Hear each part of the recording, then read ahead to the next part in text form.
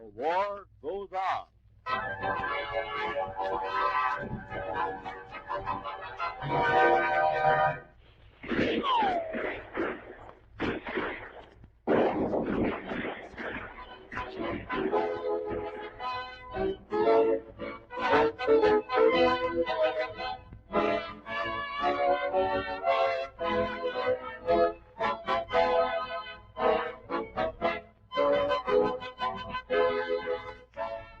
Franklin will fight again. Now undergoing repairs at the Brooklyn Navy Yard, this great aircraft carrier was launched in 1943. On the morning of March 19, 1945, the Franklin miraculously survived total destruction when Japanese bombs exploded her stores of fuel and ammunition. Although the loss of life was great, there were some gallant men who lived to tell the story. Two of those men are here in our studio today. Our story starts back in January of 1944. The setting is on a bus, which had left Newport, Rhode Island. A couple of sailors were sitting next to each other, and as the trip got a little monotonous, one said, "You live around here somewhere, sailor?" "Yeah, I'm from Manchester." Well, as it turned out, both of those lads discovered that they had both been assigned to the carrier Franklin. Oh, they had a lot in common then, but later, on duty out in the deep blue of the Pacific, they had much more in common. Connecticut, Hartford, Manchester. They didn't bother with names. One was Amos, and the other was Stan. Well, that's the beginning of our story. I don't know which backdrop to use for the finale. Maybe the blue waters of the Pacific itself, in which they both foundered when the carrier Franklin was hit. Or maybe we should use this very room here in the studios of WTIC as the happy ending. Since both men are here, and since you guys don't bother much with names, maybe an introduction is in order. Alfred E. Amos, Navy Torpedoman First Class of Hartford. Meet Navy Gunner's Mate Third Class, Stanley J. Olander of Manchester, Connecticut. Hi, Stan. Hello, Amos. I thought it was about time you two boys had a formal introduction. By the way, where did you two Connecticut fellas finally get together again, after the bus ride? And after the Franklin episode, I mean. Well, after the Franklin was hit, Bob, we met in the Carolines. There I got around to finding out his name. And how long have you been on the carrier Franklin? I've been on the Franklin ever since she was commissioned, and I've asked to go back on her when she's ready to go out again. And what about you, Stan? Same here, Bob. I've been on an outgoing aircraft carrier, SS Franklin, or Big Ben as we call her, from the day she was launched till the day she was bombed in March. She's a great ship. The Big Ben Franklin, huh? Yes, she's a great ship with a gallant crew. Well, I suppose I could say something like you saw a lot of the Pacific, didn't you? But I happen to know that your sightseeing trip included the Bonans, the volcanoes, the Marianas, and you took part in the invasions of Guam, Saipan, and Tinian in those Marianas. I understand then you also visited the Palaus, Iwo Jima, Yap, Ulithi, Okinawa, Formosa, the Manila area. Well, if I go on, I won't ask you if you saw a lot of the Pacific. Well, now believe it or not, Bob, that's a good question. As a matter of fact, if you had asked me whether I saw much of the Pacific, my answer might have surprised you, because it only sounds that way. Actually, the answer is no. Really? That's right. You see, I'm a torpedoman, and a torpedoman on a carrier doesn't see much. Most of the time is spent in the shop. Down there with the torpedoes, huh? Yes, to keep them in shape. The shop is way below decks, you know, beneath the hangar deck, and that was my station. Well, then I can understand why you didn't see much of the Pacific. We could do without seeing the Pacific usually, but when we were attacked and things were happening, we just had to sweat it out down there. Well, that must have been very tough. And what about you, Stan? That evidently wasn't your complaint if you were a Navy gunner's mate. Tell us about your particular job. Well, Bob, I was a gun captain on one of the gun batteries on the flight deck. My job was to take care of the guns. You know, keep them oiled, greased, and repaired. And where was your battle station? Our battle station was at one of the guns, right up on the flight deck. So we got a good view of all the planes when they came back. Well, a lot of people saw them coming back in the movie Fighting Lady, and I think we have some idea. But now that you two guys have been formally introduced, don't you think it's about time you found out something about each other? So where'd you go to school, Al? I went to Hartford High for 2 years, then I went to trade school. I worked for the Van Veen Engineering.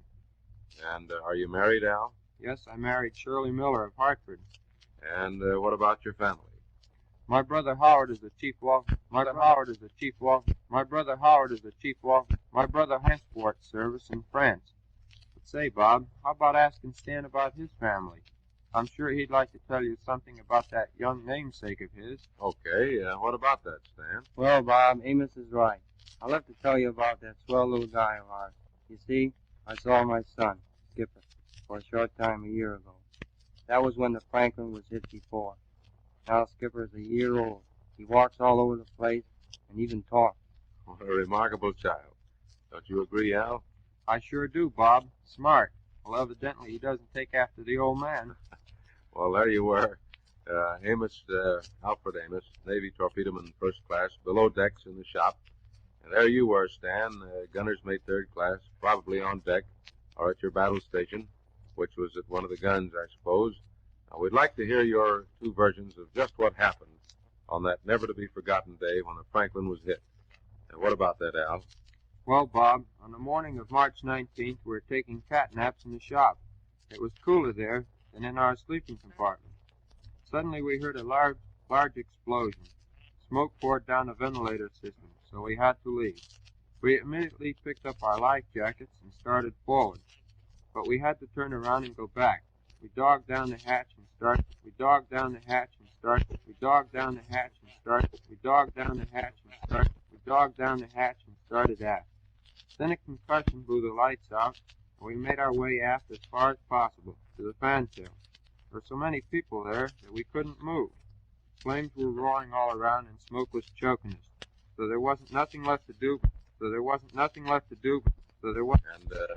how long were you in the water before you were rescued? Well, Bob, I really don't remember much about all that time in the water, except that it was cold. But I was told later it was 4 hours. I swam to a group. It was certainly lucky that I had my life jacket on, because we didn't have any raft, and I was in no state to keep afloat under my own power. The next thing I remember is coming to in a bunk. I had been picked up by a destroyer. The men on that destroyer certainly treated us swell. They took us to the Carolines. That's where I finally learned Stan's last name, by the way. Oh, you decided it was about time to be a little more specific about names after that experience, huh? Well, tell me, did you wait for the Franklin there in the Carolines? Yes. The Franklin picked us up there, and we spent the rest of the trip back to the Brooklyn Navy Yard cleaning up the debris. And there was plenty of debris to clean up, I imagine. Well, now what about you, Stan? Where were you when the Franklin was hit? We were at mess that morning of March 19th. We heard two terrific explosions. I tried to get to my gun station up on the flight deck, but it was a roaring furnace. I tried to open the hatch cover, but I was met by a blast of flame. We tried to get topside another way, but flame and smoke drove us back. After about 15 minutes, we were able to get aft on a fantail.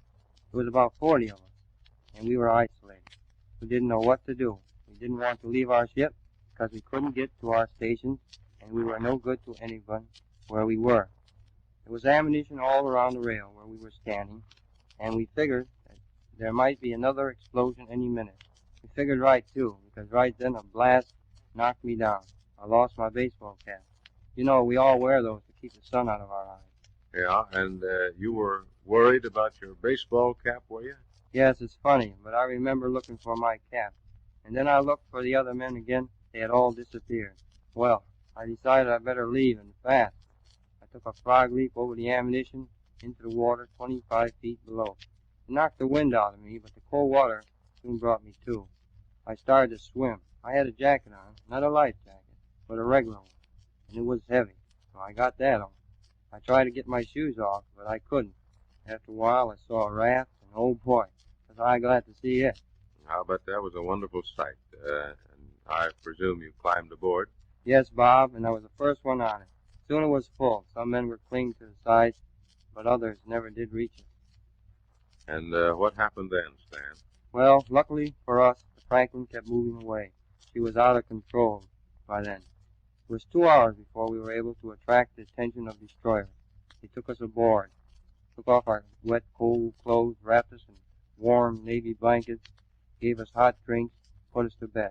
That destroyer picked up 400 survivors. We stopped at the Caroline, and transport took us to Pearl Harbor. Then you didn't come back on the Franklin. No, but I went aboard when she stopped on her way back to the States. I wanted to see what, if anything, I could find of my personal belongings. And did you find anything? Yes, I found some clothes, and believe it or not, I found my billfold with $20 still in it. So you see, I was lucky after all. Boy, you certainly were, Stan. Of course, you already know lots of the boys weren't as lucky as Amos and I. No, that's true. Unfortunately true. Well, if you two men have been on the Franklin ever since she was commissioned, you've been in for repairs once before this last episode, haven't you? That's right, Bob. She was hit once before. And what are you going to do after this leaves, Stan? After spending this furlough with my family, I'm going to advanced gunnery school in San Diego. I'll be sorry to leave the Franklin. She's a great ship. He sure is. And what about you, Al? Well, I've asked to go back to the Franklin when she's ready to go out to sea again, Bob. And she will be ready to go out again, thanks to war bonds, won't she, Al? You bet she will. I buy war bonds every month. You know, we've seen where the money goes. If the Franklin hadn't been well constructed, the best material, she'd never come through. Our war bonds built her. Our war bonds supplied her. Don't forget, I've been handling those great quantities of torpedoes which are knocking out the Japs. And our war bonds will send her out again. Right, Stan? Right, Amos. And don't forget those planes she flies. It's the only way to keep those planes flying. We will all buy war bonds. I have $25 a month taken out of my pay for them. It'll be swell for my family in about 10 years. You just bet it will, fellas. Thanks, Navy Torpedoman First Class Alfred E. Amos of Hartford, and Navy Gunner's Mate Third Class Stanley J. Olander of Manchester, Connecticut, for being with us on our 7th War Loan program today. Yes, the Franklin will fight again.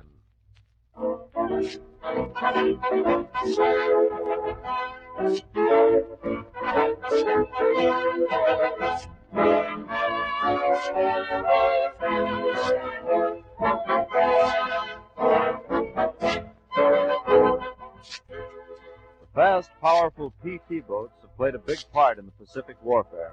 Hiding in dangerous waters, servicing their engines by day and darting out at night under cover of the darkness to patrol for enemy craft, the men who man the PT boats have adventure stories that make the old-time pirate tales seem very dull indeed. On Wednesday at 12:15, WTIC will present a man who will tell you what the invasion of the Philippines looked like from a PT boat.